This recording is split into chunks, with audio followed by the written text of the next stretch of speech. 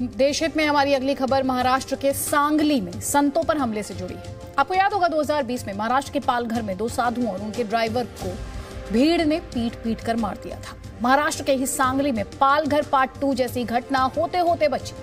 सांगली में 4 साधुओं को बच्चा चोर होने के शक में लोगों ने पीटा। लाठी डंडों से बेकसूर संतों की पिटाई की गई। पुलिस ने वक्त रहते साधुओं को भीड़ के चंगुल से बचा लिया, वरना अनहोनी हो सकती थी। अब इसे लेकर महाराष्ट्र में सियासी संग्राम शुरू हो गया है।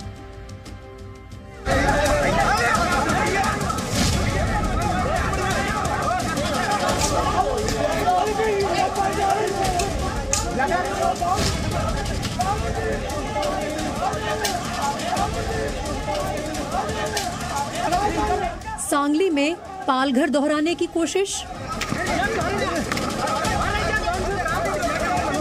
बच्चा चोर के शक में साधुओं की पिटाई। बेकसूर साधुओं को बेरहमी से पीटा। तस्वीरें महाराष्ट्र के सांगली की हैं।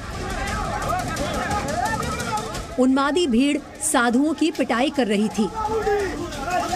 कोई साधुओं को बेल्ट से मार रहा था तो कोई उन पर लात घूंसे बरसा रहा था। कोई साधुओं को डंडे से पीट रहा था।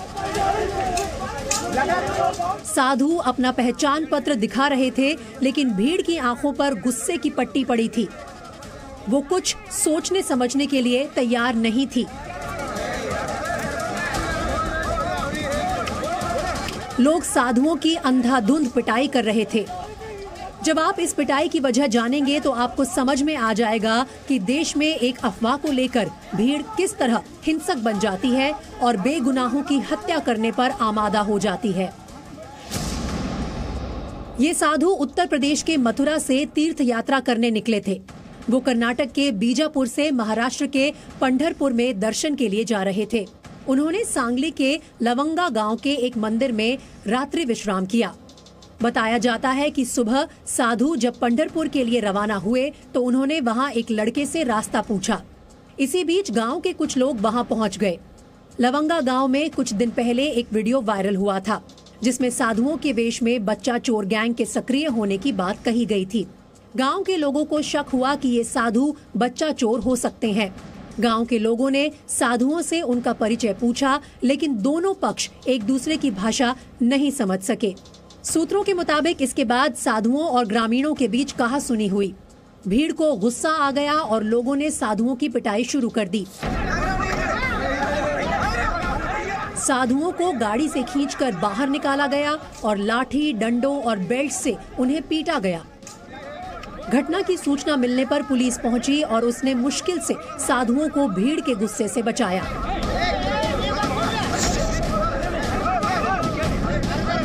पुलिस ने साधुओं के आधार कार्ड की डिटेल ली। उत्तर प्रदेश में इनके रिश्तेदारों से बातचीत हुई। पता चला कि ये सभी साधु मथुरा के एक अखाड़े के हैं। इसके बाद पुलिस ने साधुओं पर हमला करने वाले 6 लोगों को गिरफ्तार कर लिया। इस घटना की पुलिस ने सुओ मोटो कॉग्निजेंस लिया है। उमदी पुलिस स्टेशन के हद्दी में हर्ट और राइट सेक्शंस अप्लाई करके ऑफेंस रजिस्टर किया गया है। 6 अक्यूज को अरेस्ट किया गया है और जो इतर अक्यूज है उनको ढूंढने का काम चल रहा है और जल्दी हम इतर अक्यूज को भी अरेस्ट करेंगे। सांगली में साधुओं की पिटाई की इस घटना ने पालघर में हुई साधुओं की हत्या की याद ताजा कर दी।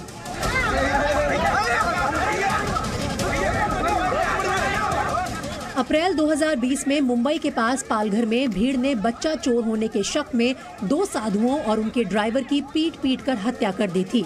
उस समय भी साधुओं ने गांव वालों से कहा था कि वो बेगुनाह हैं, लेकिन भीड़ ने उनकी बात नहीं मानी। अब 2 साल बाद सांगली में भी वैसी ही वारदात हुई। अगर सांगली में पुलिस वक्त पर पहुंचकर साधुओं को नहीं बचाती तो साधुओं की जान खतरे में पड़ सकती थी। पालघर में जब साधुओं की हत्या हुई थी तो राज्य में महाविकास अघाड़ी की सरकार थी। उद्धव ठाकरे मुख्यमंत्री थे। तब बीजेपी ने साधुओं की हत्या को लेकर उद्धव सरकार पर तीखा हमला किया था। अब बीजेपी सरकार में है तो शिवसेना और कांग्रेस उसे कटघरे में खड़ा कर रही है। जब हमारी सरकार थी तब आरोप लगाना बहुत आसान होता था कि ये सरकार हिंदू विरोधी है, संतों की विरोधी है, साधुओं की विरोधी है। आज सांगली में जिस प्रकार हमारे 4 साधु भाइयों की निर्मम पिटाई हुई है, उनकी हत्या करने की कोशिश की गई है, ये दुर्भाग्यपूर्ण है। सरकार को तुरंत संज्ञान लेना चाहिए। इस मामले में कोई बयानबाजी करने का नैतिक अधिकार है? कतई नहीं है। और वो भी कान खोल करके सुन ले, ये महाराष्ट्र की वर्तमान सरकार हिंदुत्व का, साधु संतों का सम्मान करने वाली सरकार है और हम कतई हमारे साधुओं के साथ दुर्व्यवहार हम बर्दाश्त नहीं करेंगे। दोषियों पर कड़ी कार्रवाई होगी। अब किसकी सरकार है और क्या अभी भी उस तरह से जो मांग भारतीय जनता पार्टी ने की थी कि ये केस सीबीआई को दिया जाए, वैसी ही मांग अभी की जाएगी? निश्चित तौर पर भारतीय जनता पार्टी की ये दोगली नीति जो है और घिनौनी राजनीति है, इसका हम निषेध करते हैं, कड़े शब्दों में भर्त्सना करते हैं। हिंदुत्व का परचम लहराने वाली बीजेपी कह रही है कि साधुओं की पिटाई करने वालों को बख्शा नहीं जाएगा। महाराष्ट्र में अब 100% हिंदुत्ववादी लोगों की सरकार है। ऐसी घटनाएं बर्दाश्त नहीं की जाएगी। उनको सख्त कठोर कार्रवाई उनके ऊपर होने वाली है।